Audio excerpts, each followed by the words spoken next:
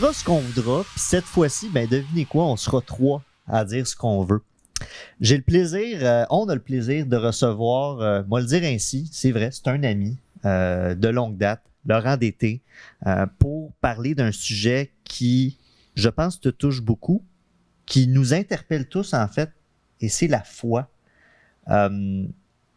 Premièrement, ben merci d'accepter l'invitation, Laurent. C'est assez rare qu'on a des invités parce que Pat et moi, on a une grande gueule d'habitude, fait qu'on est capable de couvrir 30 minutes tout seul. Parle en jeu, s'il vous plaît.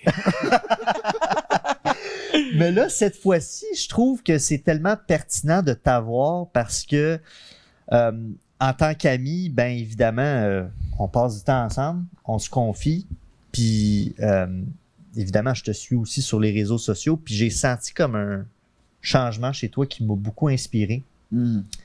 Et la question d'intro, très typique, mais pour toi, la foi, comment c'est arrivé dans ta vie? Ben, numéro 1, Ced, merci. Et Patrice, merci pour votre super accueil dans votre studio, podcast, de m'accueillir dans votre podcast. Je trouve ça super. Puis j'ai super hâte de rentrer dans cette conversation-là sur la foi. Si vous écoutez ça, ben effectivement, Ced puis moi, ça fait longtemps qu'on se connaît, puis on s'est vu évoluer, on a évolué ensemble même dans notre cheminement entrepreneurial. Puis on a été un bout à pas se parler aussi, là. Bon, après ça, on s'est bien reconnecté.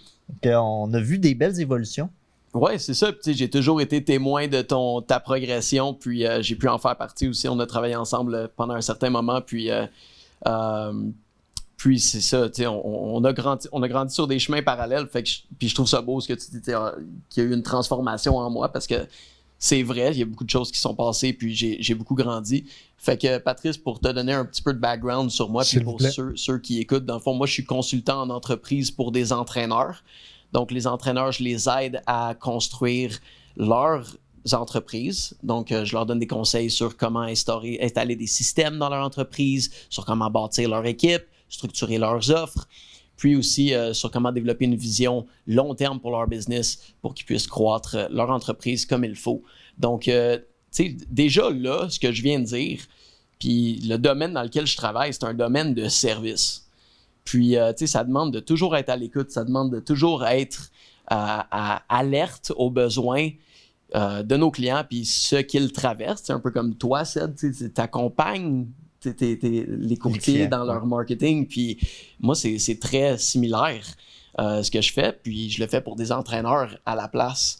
Puis dans ce rôle d'accompagnateur, puis de consultant, puis de leader, ben, tu sais, t'es souvent appelé à toi-même, te poser des questions, à faire des introspections, à voir, OK, comment est-ce que je peux devenir meilleur pour mes clients?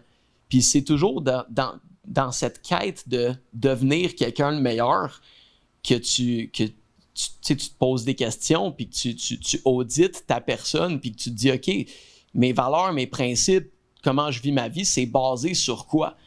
Puis, j'ai tellement fait d'introspection dans ma vie, que ce soit juste du développement personnel parce que j'étais curieux quand j'étais jeune, en grandissant à travers mes relations, comment développer des aptitudes sociales pour parler aux filles, comment se faire des amis, tout ça. Tu sais, puis j'ai tellement fait d'introspection, puis j'ai tellement passé à travers des versions de Laurent différentes, tu sais, que... T'es rendu à quelle version? Hein? Ah, version, ouais, c'est ça, version 3.0.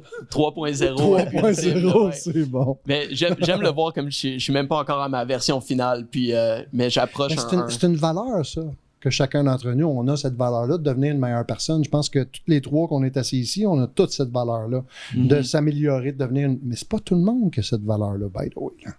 C'est pas facile de maintenir ça aussi, là, parce que c'est confrontant. Ça a dû être confrontant par bout dans ta vie de te regarder en face et de dire, OK, j'ai envie d'améliorer ceci ou cela. Ben c'est ça, exact. C'est confrontant puis c'est difficile des fois. Quand tu grandis en entreprise ou dans tes relations, tu fais des erreurs. Tu fais des erreurs, puis après ça, tu vas en introspection, tu es comme, qu'est-ce que je peux améliorer?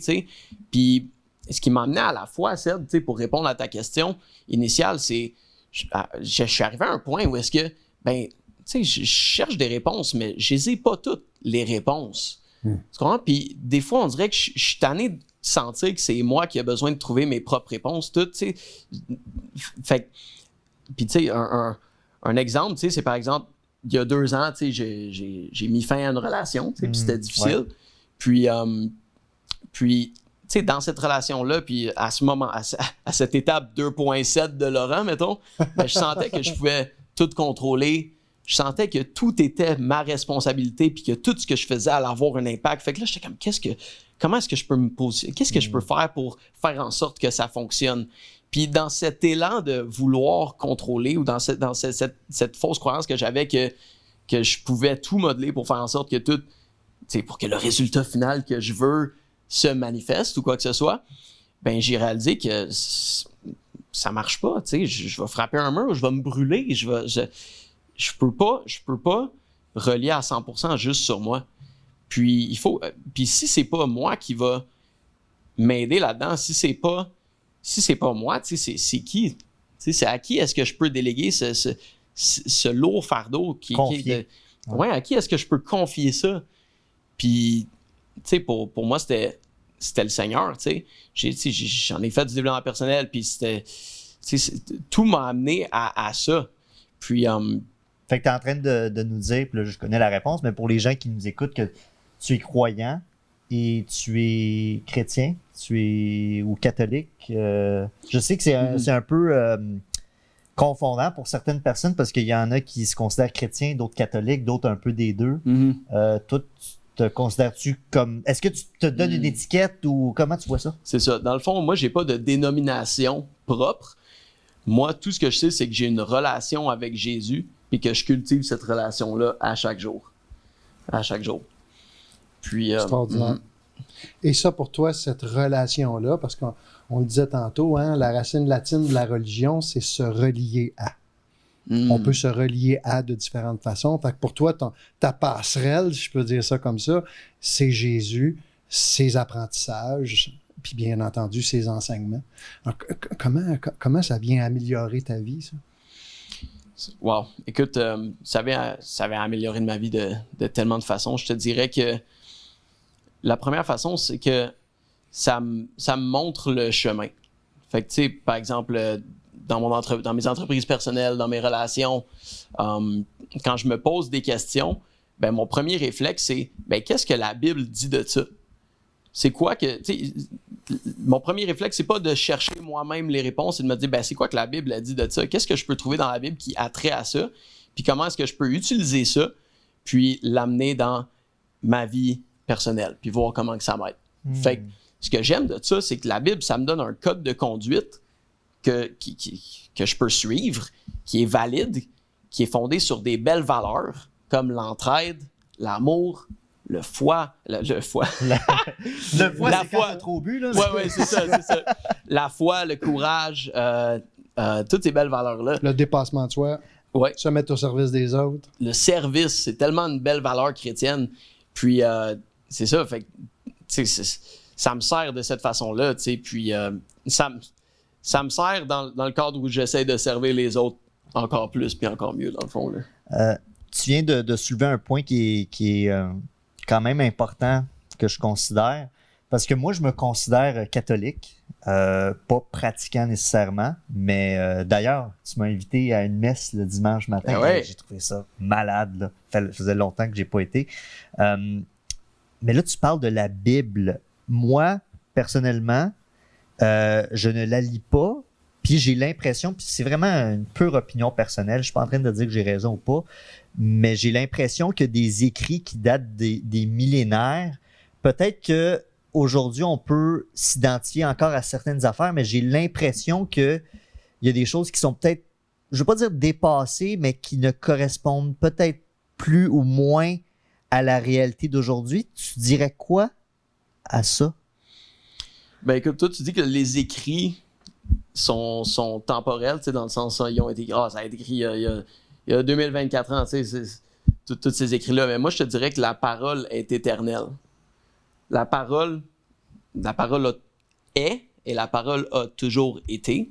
Puis les principes qui sont écrits dans la Bible, même s'ils peuvent être mal interprétés dans le monde moderne aujourd'hui, restent vrais et offrent des principes pour ta vie que si tu les appliques, ta vie va être meilleure, c'est sûr et certain. Puis je pense, Patrice, on en parlait brièvement tantôt,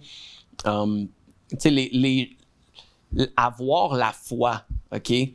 Le concept de la foi. Moi, clairement que ma foi, c'est je suis chrétien, puis c'est Jésus, définitivement. Mais juste le concept d'avoir la foi, ça améliore le sort et la vie d'un individu. Puis toi, clair. Patrice, t'es tellement bien placé pour parler de ça. La foi, c'est construit, puis tu l'as nommé plusieurs fois, sur des valeurs. Puis ça, c'est quelque chose que je fais faire à tous mes clients. Tu construis ta vie sur quoi? Sur quelle valeur? Qu'est-ce qui oriente ta vie? L'amour? La peur? L'entraide? L'égoïsme? Ça dépend de toi, là. Fait que pour moi, ça, c'est important. Puis ça amène un élément, la foi, puis la Bible, et ainsi de suite, un élément de référence. J'adorais ça, ça montre le chemin. Ça vient me donner certains éléments d'information, comme n'importe quel livre de développement personnel, by the way. Là. C'est ça. C'est la même affaire, c'est la même chose. Alors pour moi, la foi, elle peut se vivre de plein de façons. Toi, tu as choisi la tienne qui te rejoint. Moi, je ne suis pas croyant. Moi, je crois à l'énergie universelle. Est-ce que je suis moins bon? Je suis meilleur? Pas du tout. C'est à chacun d'entre nous de trouver cette route-là. Mais je pense que c'est nécessaire d'adresser le volet spirituel. Ce qu'on appelle le spirit, l'état d'esprit. Je pense que ça, c'est un élément qu'on ne peut pas passer à côté. Je te le disais tantôt. Recherche à l'appui. Les gens qui ont la foi sont plus heureux. Wow! OK. Il doit moi, je pense qu'on est ici sur la terre pour être heureux. Je ne suis pas pour vous autres. Là. Moi, certainement. Je ne suis pas venu ici de me faire chier, en tout cas. Le moins possible. C'est important, la nuance. Les gens qui ont la foi, pas nécessairement les gens qui ont une religion. Non, c'est pas la même chose. Mais c'est correct de la vivre de certaines façons. Mais je peux la vivre différemment. Il y en a qui vont méditer à tous les jours. Il y en a qui vont croire au bouddhisme. Moi, le bouddhisme, c'est une philosophie que j'adore. Le stoïcisme, c'est des philosophies de vie qui me donnent des valeurs, qui orientent ma vie dans certains contextes. Mais c'est important, je crois, que chacun d'entre nous devrait faire cette recherche-là, de s'arrêter sur sa foi ou sur sa spiritualité, puis dire, bon, ce volet-là, un petit peu plus, moins concret, là, comment je vis ça, moi? Puis rechercher. J'ai un livre chez nous, là, ça présente toutes les religions du monde. On va dire, là, c'est pas banal, mais savez-vous c'est quoi le point commun de toutes les religions? L'amour. On en manque-tu des fois dans notre belle société, là-dessus? Oh boy. L'amour. C'est quoi le contraire de l'amour, toi qui as travaillé avec moi? La haine. La haine, et je te dirais plus la peur. Moi, sans foi, je suis un peu heureux. Avec la foi, c'est drôle, je me sens plus en confiance. C'est ça, la foi. Je fais confiance. Il y a un volet que je t'ai dit d'avance que je voulais explorer avec toi, Laurent, puisque tu as parlé notamment de ta dernière relation que j'en ai été témoin. Comment tu vis ça, de combiner la foi, la religion, la spiritualité avec, là tu me vois venir, le dating life? Parce que c'est quand même quelque chose d'important. Là, je veux dire, c'est probablement la chose la plus importante dans ta vie, la foi. Et, tu sais, notre génération, là, début trentaine, de dire que tu vas à la messe, que tu lis la Bible. Comment tu vis ça, justement, le dating life avec ça? J'ai hâte d'entendre la réponse. Intéressant. Oui, ben écoute, c'est vraiment un sujet intéressant. Ben écoute, je vais continuer mon histoire de tantôt parce que j'ai comme commencé à en parler puis j'ai pas continué vraiment. Mais tu sais, après cette rupture-là, ce que j'ai réalisé, c'est que tu sais, j'étais tanné d'être. Écoute, comme j'ai dit, c'était assez difficile parce que tu passes 5 ans avec la personne, puis après ça, tu mets fin à ça. Puis là, tu fais face à toi-même, tu sais, genre.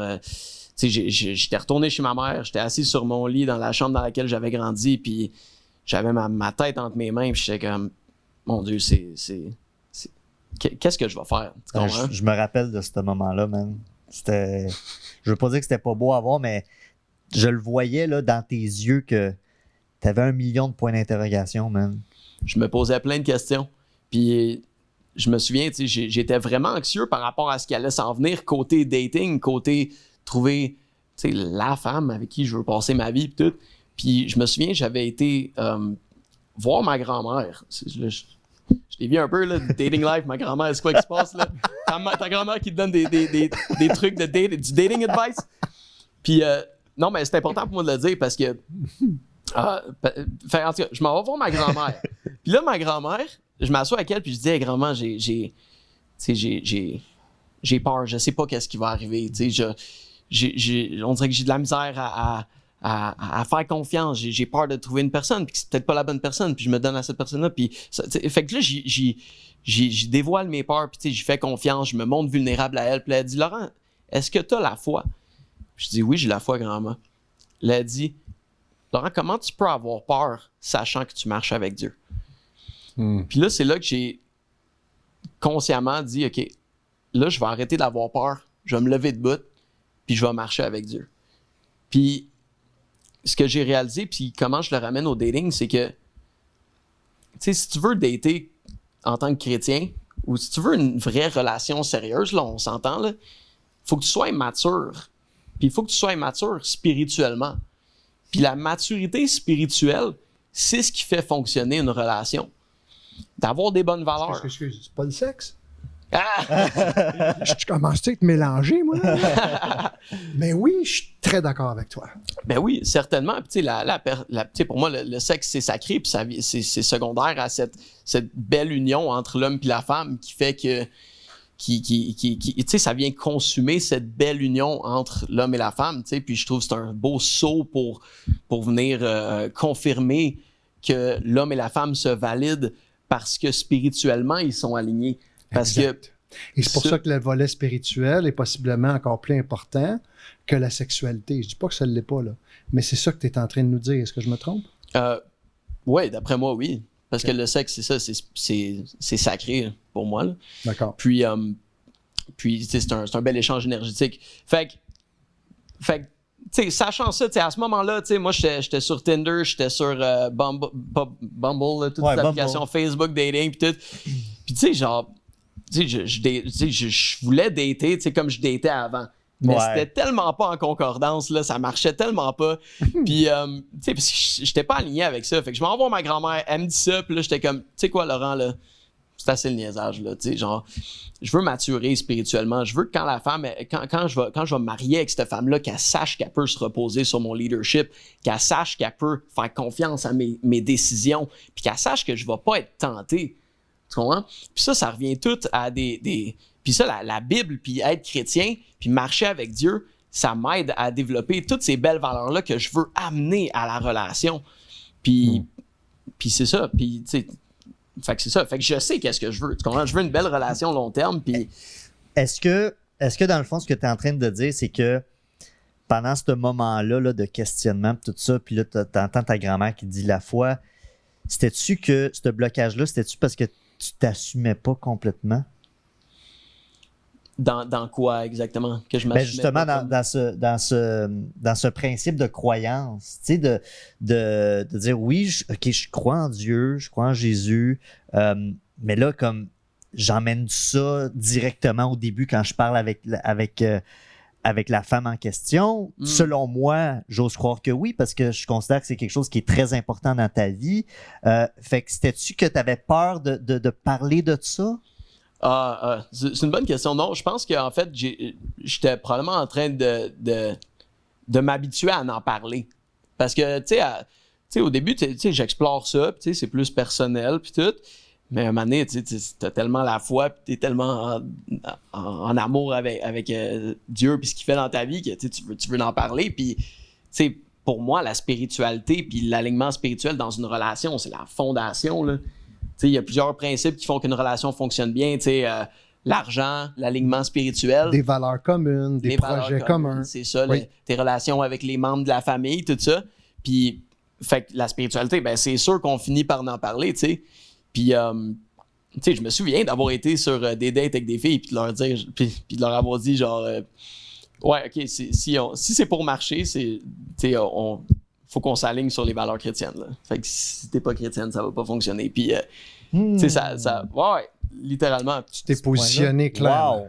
Wow. Ouais, ben oui, je me positionne parce que je sais qu'est-ce que je veux. Fait que, tu sais, puis peu après, j'ai quitté ça, les applications comme Facebook Dating, tout Tinder. Puis je me suis dit, genre, gars, écoute, si je suis pour trouver une femme, je vais la trouver à l'église, puis c'est tout. Tu comprends? Tu sais, genre, tu sais, ça va être ça, dans le fond. Absolument, oui. Fait que c'est ça. Quand tu parles de ça, là, je tiens à te le dire, dans les si maintenant, là, Tu rayonnes, mon ami. Quand tu parles de Dieu, quand tu parles de ta foi, c'est comme, OK, attends un peu, là, c'est pas juste un concept. Là. Puis j'aime ça que, je suis plus vieux que vous autres, mais j'aime ça aussi que les jeunes, on puisse se parler de ça, de ces valeurs-là. Puis qu'on puisse peut-être regarder ça ensemble. Puis que toi, tu te positionnes dès le départ clairement.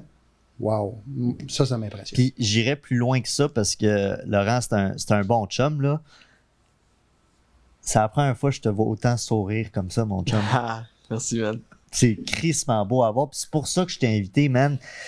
Je m'en calisse d'inviter des personnalités, pis ci pis ça, man. Je veux inviter des gens extraordinaires. Ouais. T'es quelqu'un d'extraordinaire, mon chum, puis je le répète, là, je t'ai jamais vu autant sourire. Puis pas juste là, quand je vois tes stories, là, tu dis que tu fais un zoom de la lecture de la Bible, puis t'as l'air tellement heureux, je suis comme, crime, je la veux, sa drogue, là.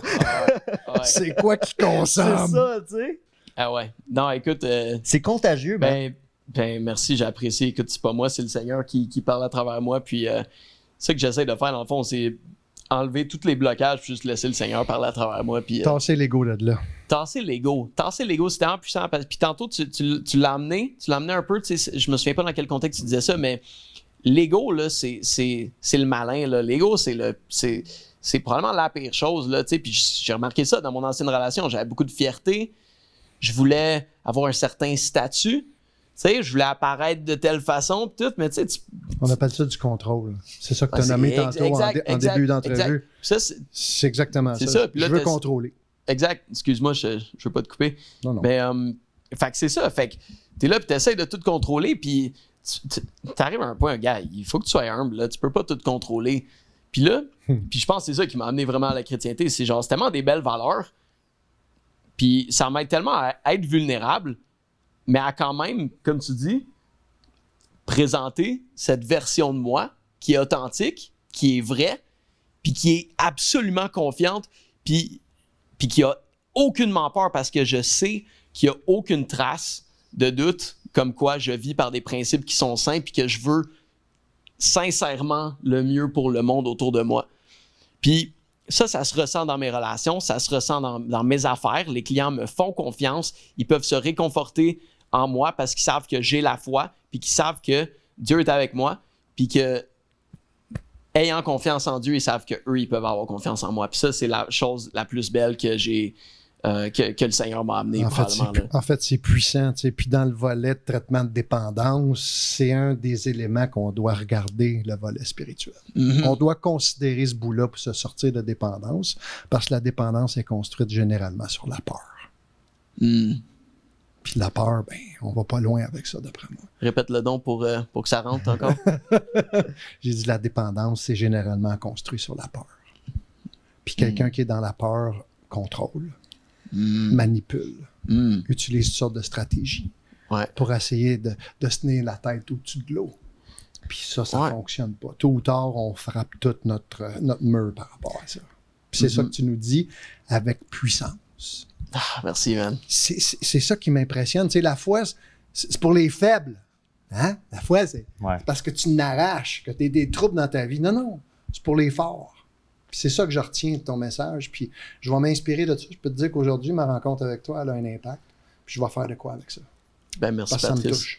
ça me touche. J'aime ça que tu dises ça parce que la foi, la prière, c'est toujours le dernier recours. As-tu remarqué? Ben oui. Le monde, il prie quand ça va pas bien.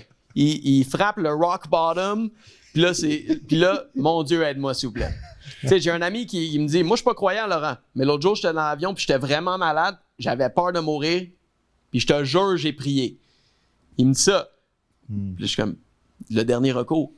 OK. Puis là, une autre amie qui me partage comme quoi elle était en voyage, puis là, avec sa mère, tu sais, ils ont eu des conflits avec du monde là-bas, tu sais, pas de leur faute, tu sais, c'est juste arrivé, puis elle a eu peur pour sa vie, elle a prié.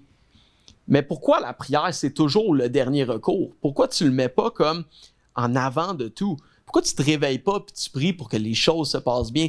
Pourquoi tu te réveilles pas et que tu pries pour ta famille, pour les gens qui ont des difficultés, pour eux autres, de façon à prévenir les tragédies ou les dommages avant même qu'ils arrivent, ou pour être mieux équipé puis avoir cette lumière-là puis cette confiance-là quand tu les traverses? Très d'accord. J'irais plus loin que ça.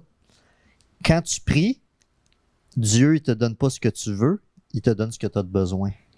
Amen. Fait que quand tu lui demandes de l'argent, peut-être, oui, il faut que tu payes tes billes, mais c'est pas ça nécessairement qu'il va te donner en retour. Très juste. J'ai prié longtemps pour des affaires, là. Je les ai pas eues. Et la prière, c'est scientifique. Check bien où je m'en vais avec ça. Il y a des recherches qui ont été faites donc, sur des cerveaux humains avec des scans et ainsi de suite qui ont évalué quelqu'un qui est en mode de prière puis quelqu'un qui ne l'est pas.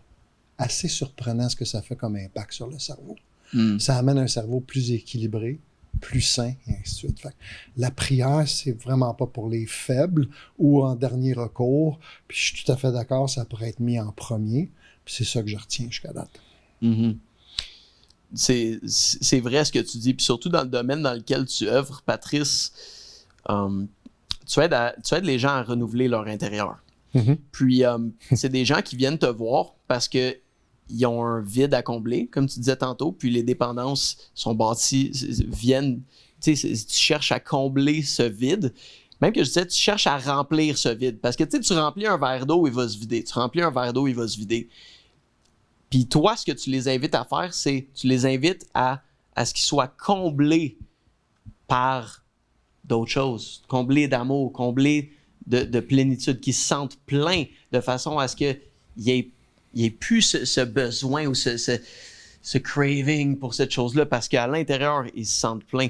Puis j'ai un petit verset auquel ça me fait penser. Si vous permettez, j'aimerais ça vous lire. Mais oui, vas-y. Corinthiens 4,16.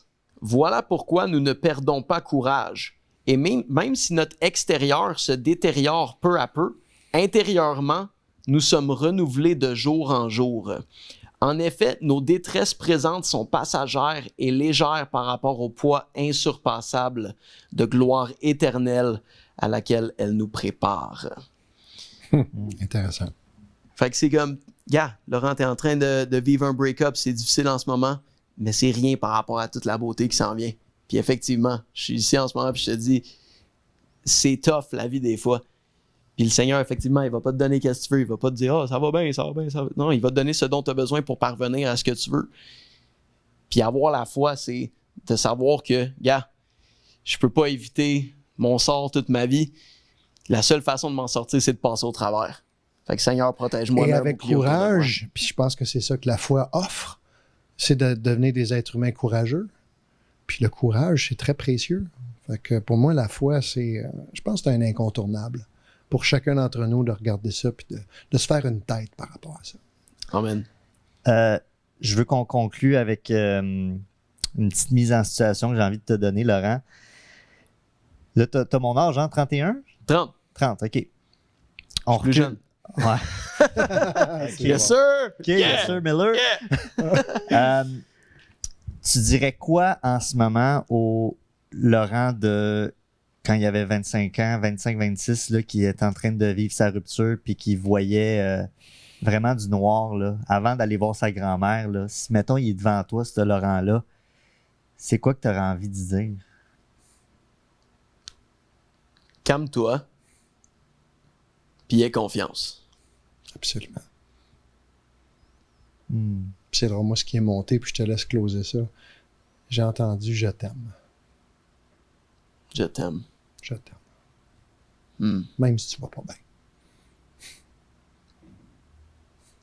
Je peux-tu expand là-dessus? Ben vas-y, go! Go! Tu sais, au début du podcast, tu parlais comme quoi, tu sais, la spiritualité, c'est basé autour de l'amour.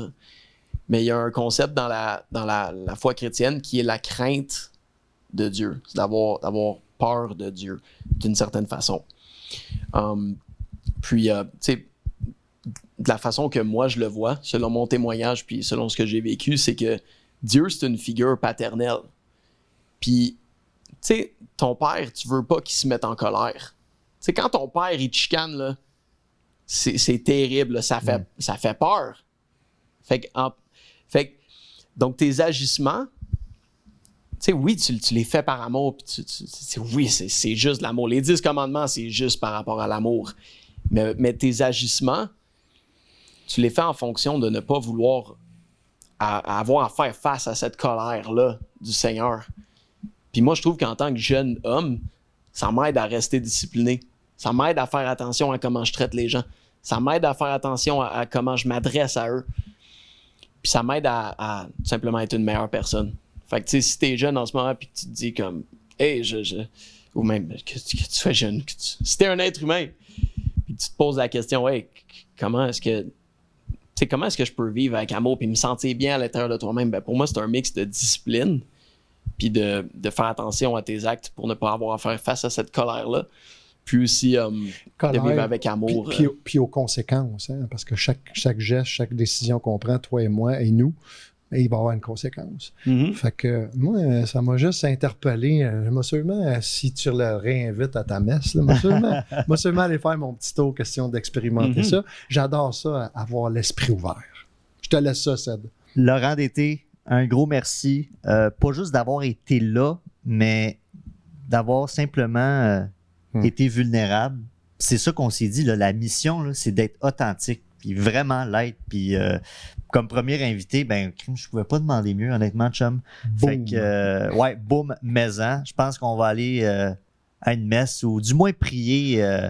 Je pense que c'est hyper important, peu importe la religion, peu importe la spiritualité, ça part de soi, puis on a le contrôle là-dessus. Tu viens tellement bien de l'exprimer. Merci, Laurent Dété. Merci à vous. Merci, Pat, encore une fois, d'accepter d'embarquer dans mes folies, de partager cette folie-là.